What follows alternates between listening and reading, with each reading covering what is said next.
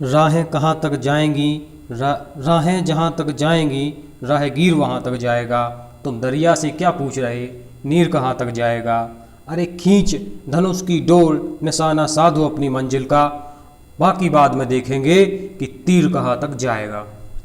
चलिए, तो हम जुड़ गए हैं अपनी तीसरी क्लास से और हम बाल विकास पढ़ रहे हैं। बाल विकास में हम पहला टॉपिक अभी कंप्लीट कर रहे हैं और चूंकि हम बाल विकास बहुत डीपली पढ़ रहे हैं इस बार, क्योंकि सीटेट पास करने के लिए, उसमें 120 नंबर लाने के लिए हमें बाल विकास सबसे अच्छा हमें आना चाहिए। मैंने पहले की भी वीडियो में बताया है कि हमें सबसे अच्छा बाल विकास आना चाहिए, क्योंकि पेडागॉजी का सिलेबस तो बिल्कुल छोटा सा है। उसको हम ज़्यादा मतलब उसका ज़्यादा वीडियो भी नहीं बनेगी उसकी, तो ना बहुत ज़्यादा सिलेबस है, 8 टॉपिक है ज़्यादातर, लेकिन ये सबसे ज़्यादा सिलेबस है और इससे ज़्यादातर क्वेश्चन बनते, और उसको पेडागॉजी को और इसको बाल विकास को मिला के दोनों से क्वेश्चन बनते हैं और इसमें लोग फंस जाते। तो सबसे ज़्यादा हमें बाल विकास कवर करना है। जैसे मैंने पुरानी वीडियो में बताया है कि ये विकास हम पढ़ चुके थे, विकास की विशेषताएं पढ़ चुके थे, विकास के स्वरूप पढ़ चुके थे। आज हम पढ़ेंगे विकास के सिद्धांत। आज ये पढ़ेंगे अपन विकास के सिद्धांत, ये विकास के सिद्धांत। बाकी ये जो विकास को प्रभावित करने वाले कारक और भी बाकी ये जो हैं, ये हम अपनी अगली वीडियो में पढ़ेंगे। किसी ने कमेंट किया था या ग्रुप पे पता नहीं पूछा था कि सर टेस्ट लेना, तो मैं उनको बता दूं कि अभी 1-2 तुम्हारे टॉपिक हो जाए कंप्लीट, उसके बाद हम टेस्ट रख लेंगे, कोई दिक्कत नहीं है। बाकी अभी 1-2 टॉपिक हो जाने दो। और प्लीज़ भाई सब्सक्राइब कर दें चैनल को। ज़्यादातर लोगों ने सब्सक्राइब नहीं किया है अभी, ग्रुप से बहुत सारे लोग जुड़े हैं लेकिन चैनल ये अभी सब्सक्राइब किया, तो प्लीज़ चैनल सब्सक्राइब कर दें आप सब लोग। तो बाकी हम लोग पढ़ते हैं। आज हम पढ़ेंगे विकास के सिद्धांत, प्रिंसिपल ऑफ डेवलपमेंट। तो विकास के सिद्धांत क्या होते हैं, इसमें पहला सिद्धांत देखिए। पहला सिद्धांत है निरंतरता का सिद्धांत, द प्रिंसिपल ऑफ कॉन्टीन्यूटी।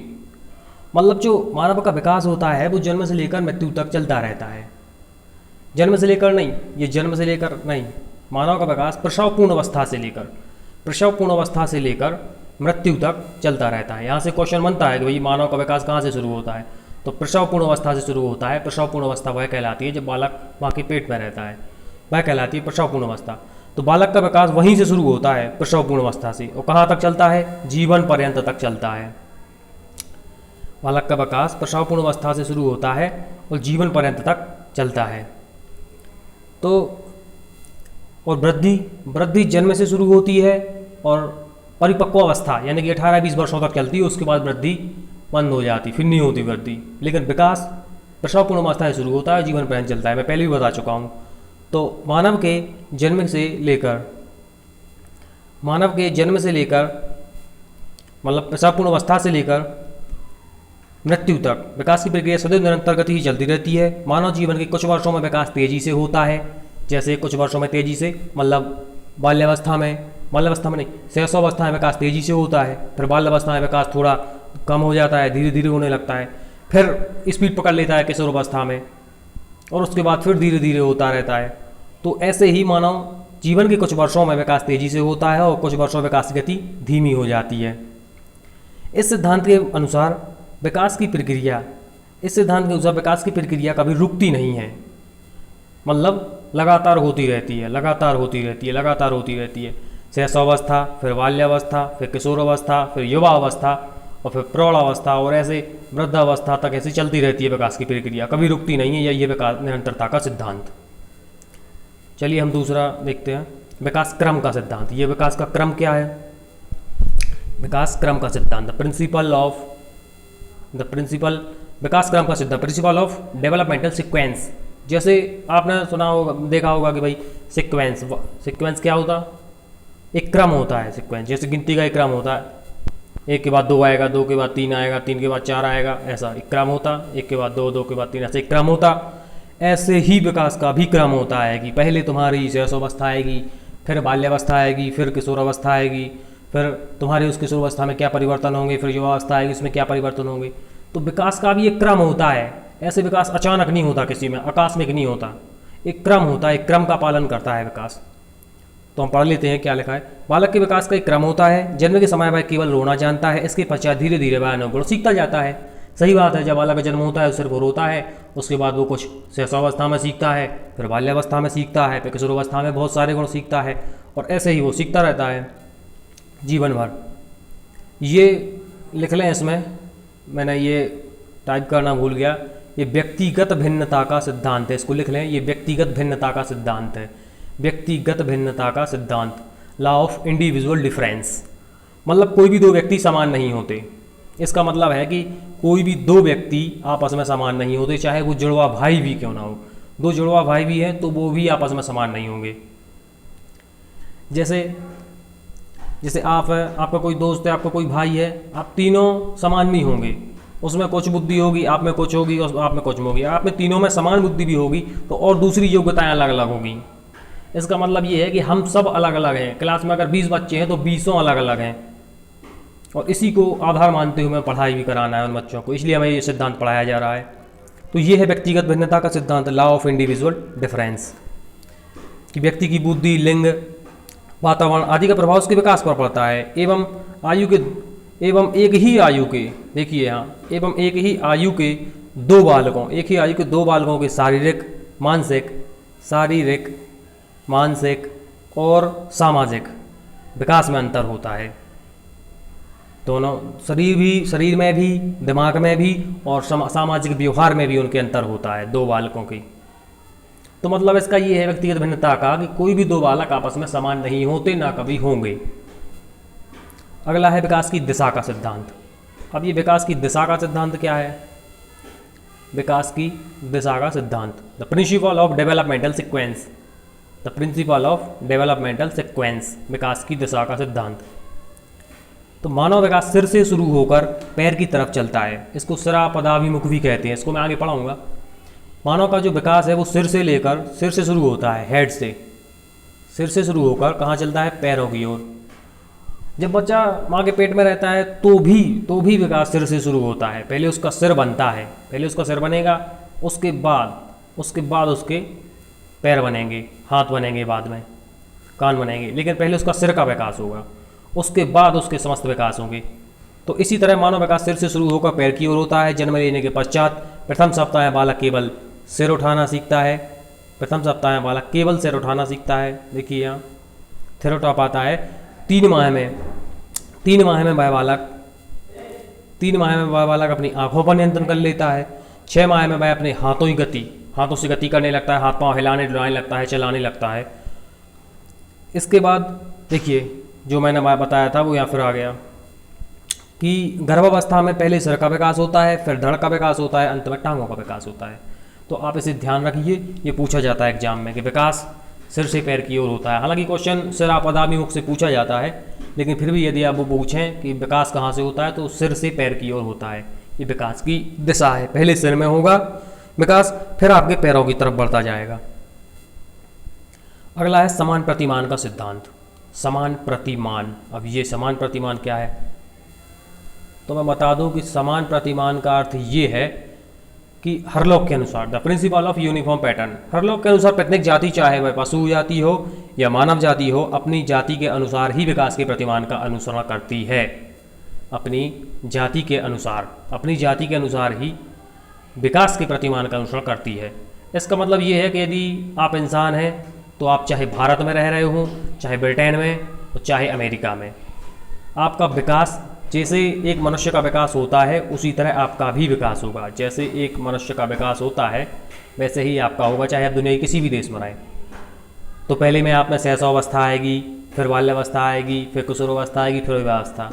आप कहीं भी रह लें दुनिया में, ये होता है समान प्रतिमान।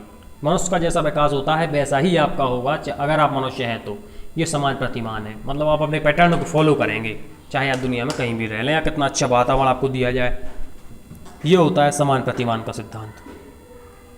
देखो बालक चाहे ब्रिटेन में पैदा हो या भारत में, उसका शारीरिक विकास, उसका मानसिक विकास, उसका संवेगात्मक विकास जैसे मनुष्य का होता है वैसे ही उसका होगा चाहे वो कहीं भी रह ले।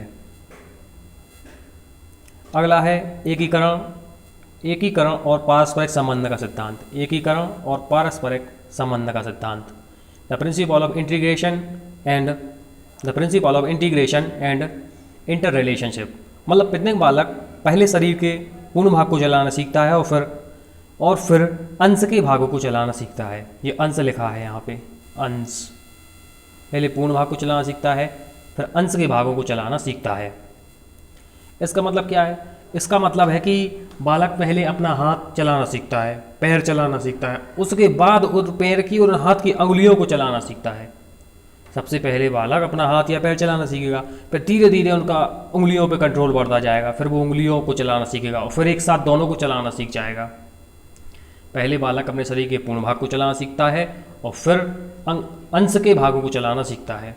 बालक पहले पूरे हाथ को उठाना सीखता है और फिर उसके बाद में उंगलियों को चलाना सीखता है। इसके साथ ही बालक के शारीरिक, मानसिक और संवेगात्मक विकास में आपस में संबंध भी होता है। पारस्परिक संबंध का सिद्धांत, इसी में है पारस्परिक संबंध का सिद्धांत। ये क्या है पारस्परिक संबंध का सिद्धांत? पारस्परिक संबंध का सिद्धांत, इसका मतलब ये है कि बालक का शारीरिक विकास, जो जैसे तुम्हारे सीटेट में 5 सब्जेक्ट आने हैं तो उनमें पारस्परिक संबंध है कि यदि आप पाँचों में अच्छे नंबर लाएंगे, 23-24 नंबर सब में होंगे, 25-24-25, तो आपके 120 प्लस हो जाएंगे। सब में होना चाहिए, ये होता है पारस्परिक संबंध। आपस में संबंध होना चाहिए परस्पर एक दूसरे से। तो यही आपके विकास, यही होता है पारस्परिक संबंध का सिद्धांत कि जैसे आपका शारीरिक विकास हो गया, ये शारीरिक विकास, ये मानसिक विकास, ये संवेगात्मक विकास, सिर्फ एक होगा तो ये पारस्परिक संबंध नहीं है। इन सबका आपस में संबंध होना चाहिए, परस्पर एक दूसरे से जुड़े होने चाहिए। ये शारीरिक विकास भी, मानसिक विकास भी, संवेगात्मक विकास भी, तब जाके आपका अच्छा विकास होगा। और यही होता है पारस्परिक संबंध का सिद्धांत। एकीकरण का सिद्धांत यही है कि बालक पहले अपने शरीर के पूर्ण भाग को चलाना सीखता है और फिर अपने अंश के भागों को चलाना सीखता है।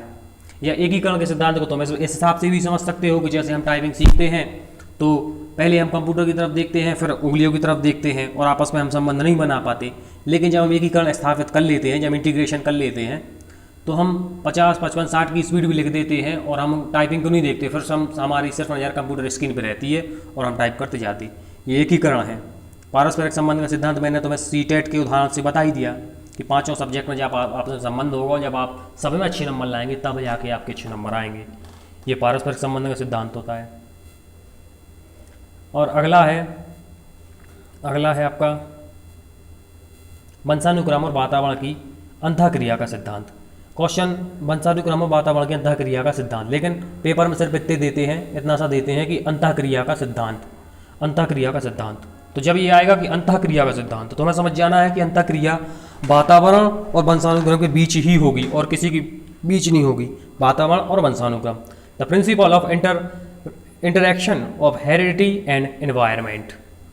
मतलब आपका वंशानुक्रम कैसा है, आपको कैसे माता पिता से गुण मिले हैं, जन्मजात जो गुण हैं, और फिर वातावरण आपको कितना अच्छा दिया गया है। जितना अच्छा आपको वातावरण दिया जाएगा, यदि आपको जन्मजात गुण अच्छे मिले हैं, आपको बुद्धि अच्छी मिली है, आपको वातावरण भी अच्छा दिया जा रहा है, तो ये मान के चलो कि आपका विकास अच्छा होगा।